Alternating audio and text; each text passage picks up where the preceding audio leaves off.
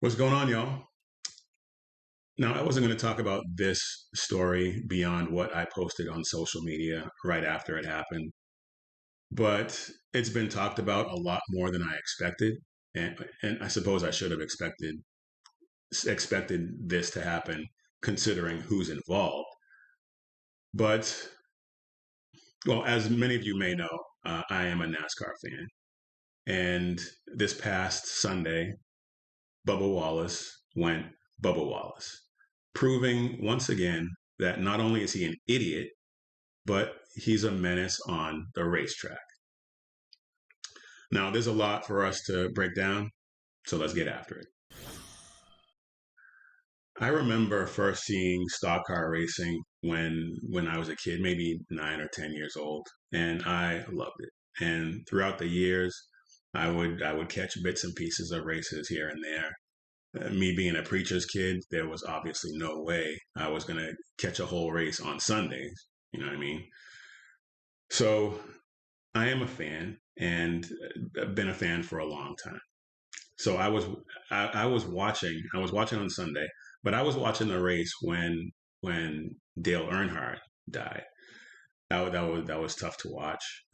That was, in fact, that was the first race in a number of years that I did watch, and I haven't watched every Sunday since, but I've watched quite a bit more since then than I did prior to that. But anyway,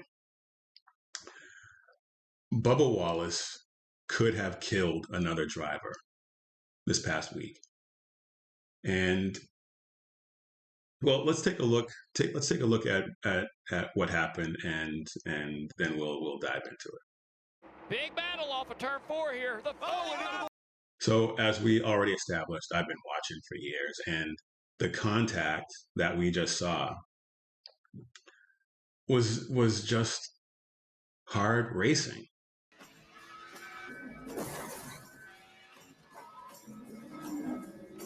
Cole, you're wandering all over the track. Yeah, well, that son of a bitch just slammed into me. No, he didn't slam into you. He didn't bump you. He didn't nudge you. He rubbed you.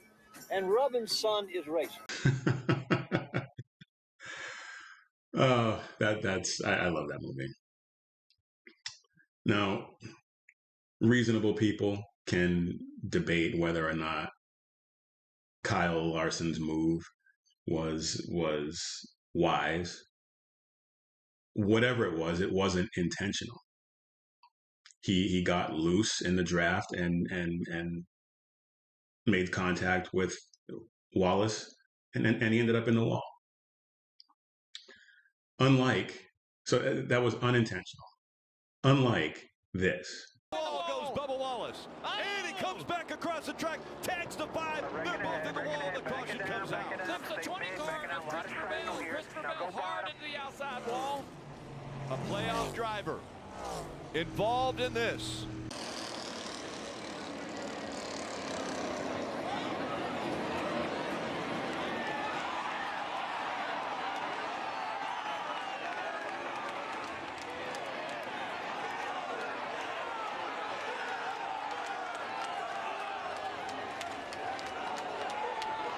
So as you saw in that clip, Wallace intentionally wrecked Larson and ended both of their races. And after the initial contact, they could have kept going if Wallace hadn't gone Wallace. But he could have killed Larson right there. It was, as a NASCAR fan, I am not a fan of either of these two guys. I don't think Bubba Wallace is a bad guy. Kyle Larson, he just annoys me occasionally. But Wallace needs to be suspended. Wallace needs to be suspended for at least a year, at the very least a year. And then you saw he had the nerve to attack Larson, and I really wish Larson had defended himself a little better than that. Yeah, he's bigger than you, but don't let somebody push you around like that. I mean, just and nobody would have had a problem with him if he took the helmet he had in his hand and popped him in the gut. I wouldn't have a problem if he popped him in the head, but I understand why people might have a problem with that. But anyway, don't let somebody push you around like that. That was weak sauce. But anyway, listen listen to Bubba Wallace in his interview after the incident and what his explanation was. We could clearly see your anger, Bubba. First, walk us through what happened. Cliff Daniels said if that wasn't retaliation, I don't know what was. Was it intentional retaliation on your behalf? Clint's smart enough to know how easy these cars break. So when you get shoved into the fence, like deliberately like he did, trying to force me to lift, steering was gone. So just so happened to be there. Hate it for our team.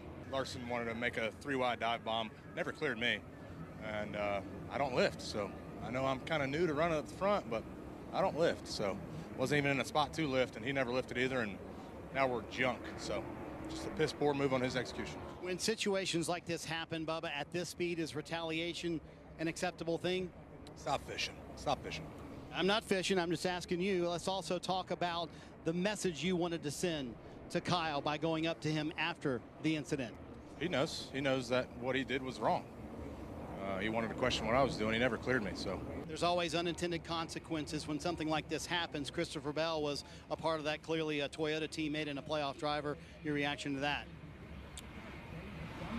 Sports. Wow. There is so much to unpack there. It's ridiculous. First, he claimed that the steering was out as a result of that little brush against the wall. Bullshit. I was watching that race, and it was obvious. It was obvious from the word go that he intentionally crashed Larson after that initial contact. And then there are reports that the telemetry from the car indicates that the throttle was wide open.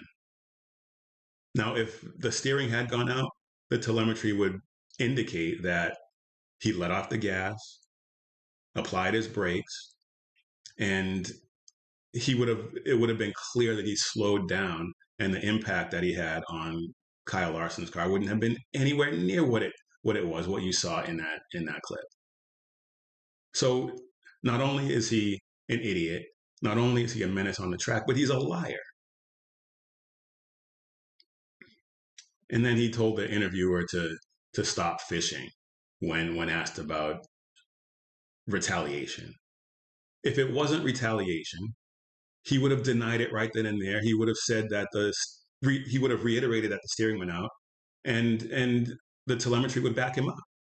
But no, that's not what he did. And then he said that well, in another interview, and I haven't seen the footage yet, but there's a report that in another interview he smirked when someone asked him about the steering, and he said that the steering was up. So I really can't stand this guy. He also talked about in that interview how Larson was questioning what he was doing, and I'm guessing the only opportunity Larson had to question him would have been during the assault when Wallace was assaulting him, because there was no other opportunity. There was just no other opportunity. So that's the only way it could have been. And anyone in their right mind would question why you're assaulting me. So I really cannot stand this guy. He needs to go. And then one of the worst responses was when he was asked about the unintended consequences impacting another driver. What was his response? Sports, man. That's what happens. Come on. This guy, he's a professional victim. He's a professional victim who doesn't take any responsibility for anything. Nothing is his fault. Remember a year or two ago with the noose incident? He claimed that somebody hung a noose on his garage door and the FBI got involved. And come to find out that it was just a pull rope, that was present on a bunch of other garage doors in the garage area at the track. Of course, despite the findings of the FBI, he doubled down and went on CNN and MSDNC and did the rounds and played the race card and played the victim card. And now during this time, he was driving for a different team. I believe it was Richard Petty Racing. And he was on these networks making the rounds, claiming that fans didn't like him because he was black. No, jackass. Fans don't like you because you're running terribly and you can't win a race. The color of your skin has absolutely nothing to do with it. Nothing. This guy, he's got to go. He has got to go. And if NASCAR booted him out, just booted him altogether, banned him for life, it would not be too harsh a penalty for what, to me, amounts to attempted murder. And so if there was any reason for law enforcement to ever get involved in an incident at a racetrack, attempted murder certainly qualifies. Well, that's all I got for you for now. It is crucial, folks, that you keep your head on a swivel to keep you, your friends, your family, your loved ones safe. Do that, and we'll see you on the next one.